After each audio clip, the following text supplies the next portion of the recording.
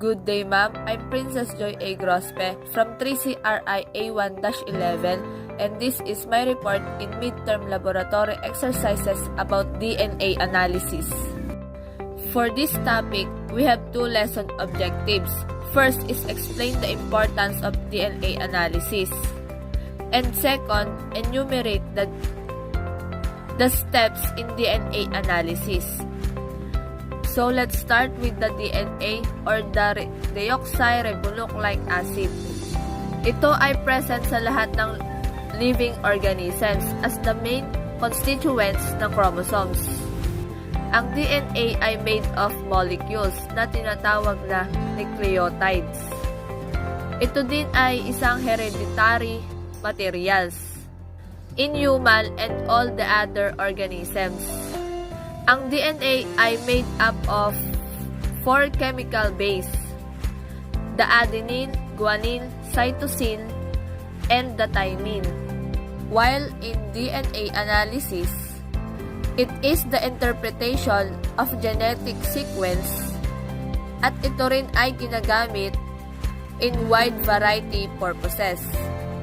Ito rin ay ginagamit sa pag-identify ng mga species, but it can also differentiate individuals within the species. Ito ay madalas gamitin in legal proceedings. Dahil kapag ang isang tao ay hinawakan ang isang bagay, ito ay mag-iiwan ng isang biological materials.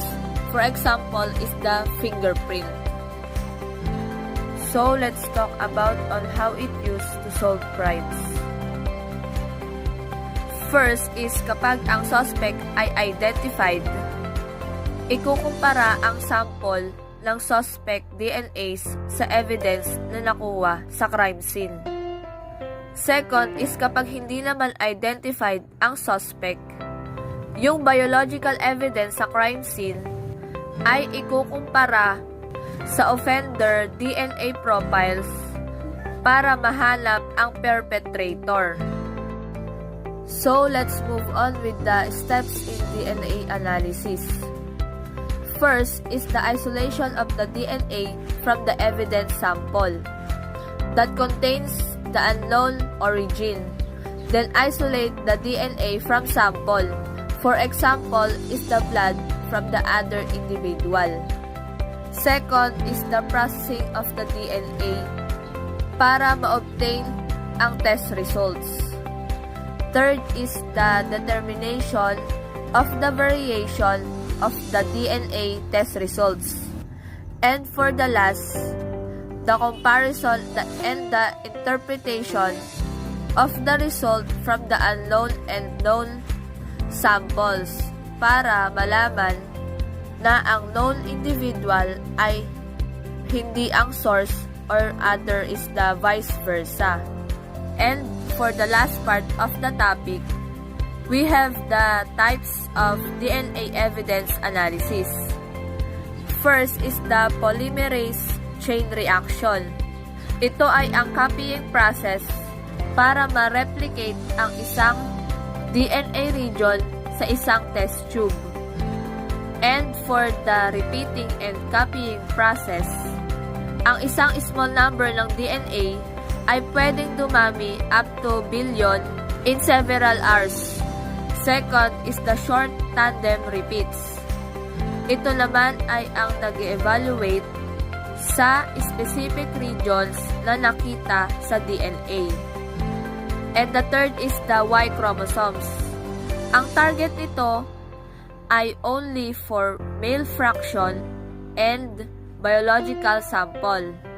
Dahil itong chromosomes, Y chromosomes, ay transmitted directly in all sons of the father. At ito din ay ginagamit para matrace ang relationship among males. Kaya ding eliminate ng Y chromosomes ang need ng laboratory to extract and separate ang semen at vaginal cell. And last is the mitochondria DNA. Ito ay ang analysis na pwede or nag-aalaw na ma-develop ang DNA profiles in forensic laboratories from the evidence na hindi pwede sa RFLT or STR analysis. For example, in a cold case log na nakikita sa blood, semen, or other biological evidence na nakokolekta sa isang case but all improperly stored for a long period of time. Okay guys, that's all for this video. Please click like and subscribe if you like this video. Thank you for watching.